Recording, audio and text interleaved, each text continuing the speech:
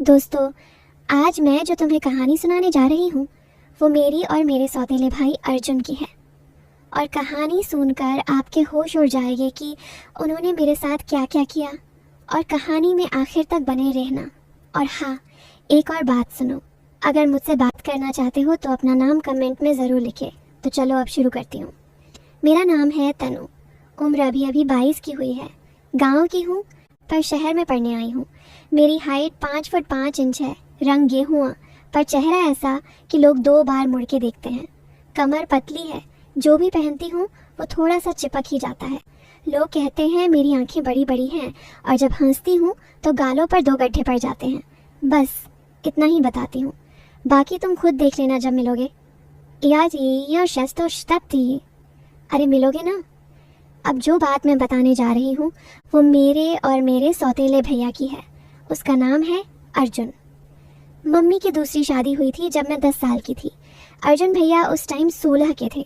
शुरू में मुझे लगा था कि अब घर में एक बड़ा लड़का आ गया, बड़ा अजीब लगेगा। पर वो पहले दिन से ही मुझे अपनी छोटी बहन की तरह ही रखते थे। पर जैसे जैसे मैं बड़ी हुई कुछ बातें बदलने लगी, या शायद मेरी नज़रें बदलने लगी। मैं जब 12वीं में आई तो मेरी बॉडी में जो बदलाव आए ना वो छुपाए नहीं छुपते थे। घर में कुर्ता पहनती तो वो थोड़ा टाइट हो जाता और अर्जुन भैया की नज़रें कभी कभी वहाँ रुक जाती थी। मैं जानबूझकर झुक के कुछ उठाती या फिर बाल खोल के झटकती ताकि वो देखें। मुझे अच्छा लगता था जब वो बिना कुछ बोले बस देखते रहते। मुझे लगता था कि अब कुछ होने वाला है, कुछ ऐसा जो हम दोनों के बीच की सारी दीवारें तोड़ देगा। एक बार गर्मियों की छुट्टियाँ थीं। मम्मी पापा दोनों ननिहाल गए हुए थे 15 दिन के लिए। घर में सिर्फ मैं और अर्जुन भैया। मैंने सोचा था कि अब तो पक्का कुछ होगा। मैंने जानबूझकर छोटे छोटे कपड़े पहनने शुरू कर दिए। रात को सोते वक्त टाइट टी शर्ट, सुबह उठती तो बाल बिखरे हुए, आंखें नींद से भरी हुई और सीधा उनके कमरे में चली जाती। कहती, भैया चाय बनाओ ना, और बिस्तर पर ही लेट जाती उनके बगल में। वो हंसते, तनु तू तो अभी भी बच्ची है।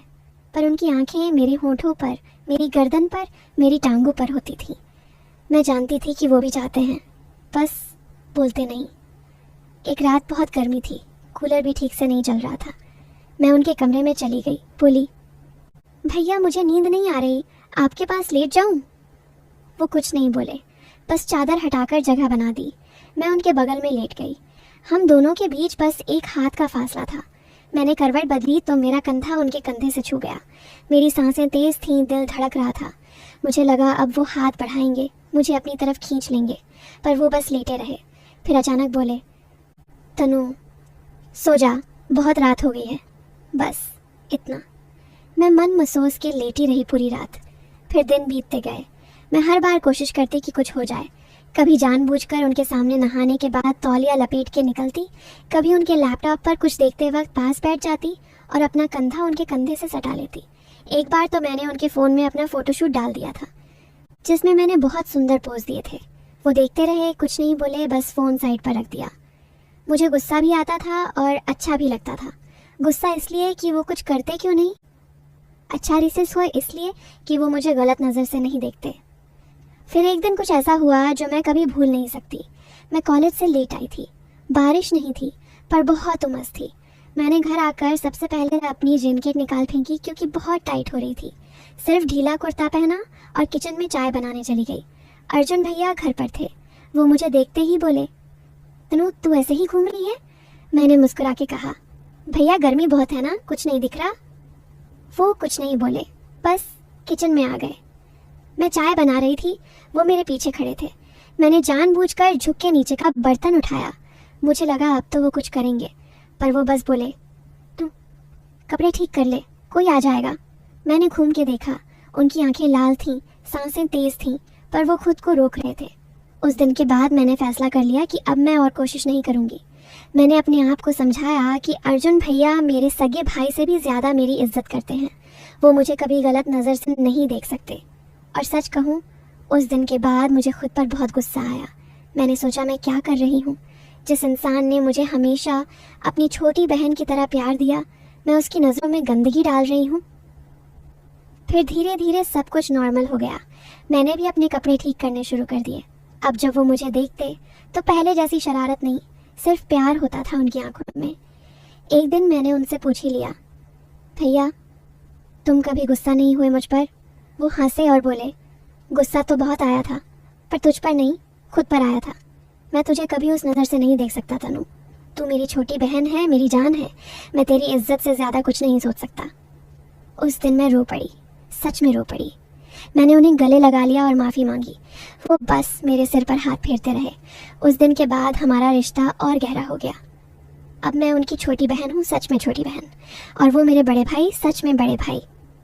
आज जब भी मैं उस दौर को याद करती हूँ तो शर्मिंदगी होती है, पर सुकून भी मिलता है कि जिस इंसान को मैं गलत समझ रही थी वो सबसे सही निकला। और हाँ, कभी कभी प्यार का सबसे खूबसूरत रूप यही होता है कि वो सीमाओं के अंदर रहकर भी पूरा हो जाता है। अरे रुको रुको, कहानी अभी ख़त्म नहीं हुई थी। मैंने तो बस तुम्हें आधा सच सुनाया था। अब असली बात सुनो, वो जो मैं आज तक किसी को नहीं बता पाई। सांस रोक के सुनना, क्योंकि अब जो मैं बताने जा रही हूँ वो मेरी ज़िंदगी का वो राज है जो मेरे गले की हड्डी बन चुका है। जब मैंने कहा था ना कि न कुछ हुआ न कुछ होने वाला था, वो बात आधी थी। हुआ था, बहुत कुछ हुआ था, पर वो किसी और के साथ हुआ था, अर्जुन भैया के साथ नहीं। सुनो, उस गर्मियों की छुट्टियों की बात है जब मम्मी पापा ननिहाल गए थे। हाँ, वही 15 दिन। मैंने तुम्हें बताया था ना कि मैं हर रात अर्जुन भैया के कमरे में जाती थी, उनके बगल में लेटती थी ताकि कुछ हो जाए, पर हर बार वो मुझे बहन कहकर टाल देते थे। मैं तड़पती थी, रोती थी तकिए में मुंह दबा के। मुझे लगता था कि मैं ही गलत हूँ, मैं ही पागल हूँ जो अपने सौतेले भाई को गलत नज़र से देख रही हूँ। पर सच ये था कि कोई और मुझे देख रहा था, बहुत करीब से। हमारे घर के ठीक पीछे वाली गली में एक लड़का रहता था, नाम था कर्ण। उम्र अर्जुन भैया से 2 साल छोटी, यानी उस वक्त 19 से 20 की होगी। कर्ण और अर्जुन भैया बहुत अच्छे दोस्त थे, बचपन से साथ खेलते थे। कर्ण रोज शाम को हमारे घर आता था, अर्जुन भैया के साथ बैठता था, गप्पे मारता था। मैं उसे बस इन भैया कहकर बुलाती थी। वो हमेशा मुस्कुराता था, पर उसकी मुस्कान में कुछ अलग सा था, कुछ भूखा सा। उन 15 दिनों में करण रोज आता था, कभी दोपहर में, कभी शाम को, कभी रात को भी।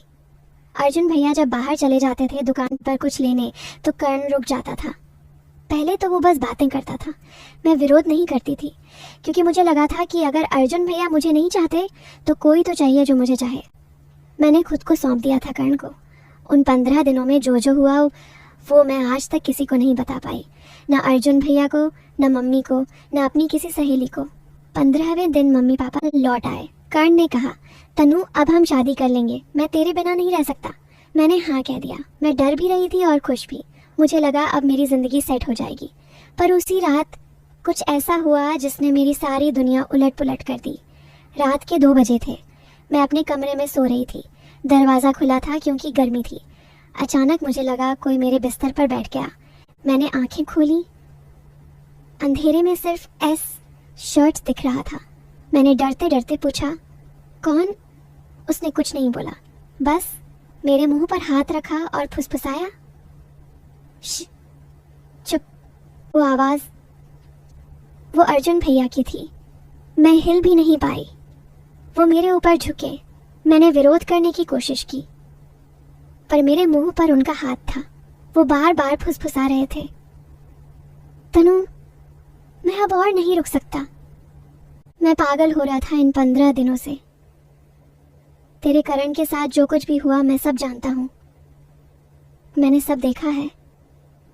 अब तू सिर्फ मेरी है, सिर्फ मेरी। मैं रो रही थी पर आवाज़ नहीं निकल रही थी। सुबह हुई, वो मेरे कमरे से निकले जैसे कुछ हुआ ही ना हो। नहा धोकर नाश्ता करने लगे। मैं बिस्तर पर पड़ी रही, पूरा बदन दर्द कर रहा था, मुंह से एक शब्द नहीं निकल रहा था। फिर शाम को कर्ण आया। अर्जुन भैया ने उसे छत पर बुलाया। मैं नीचे से सुन रही थी। पहले तो हंसी मजाक चल रहा था, फिर अचानक चीख सुनाई दी। मैं दौड़ के छत पर गई तो देखा कर्ण सीढ़ियों से नीचे गिरा पड़ा था, सिर फटा हुआ था, खून बह रहा था। अर्जुन भैया खड़े थे, हाथ में लोहे का रॉड था। मैं चीखी, भैया ये क्या किया तुमने? वो शांत आवाज में बोले, जो तेरे लिए जरूरी था, अब कोई नहीं आएगा हमारे बीच में। कर्ण मरा नहीं था, अस्पताल ले गए, कोमा में चला गया, आज तक कोमा में ही है। पुलिस आई, पूछताछ हुई। अर्जुन भैया ने कहा,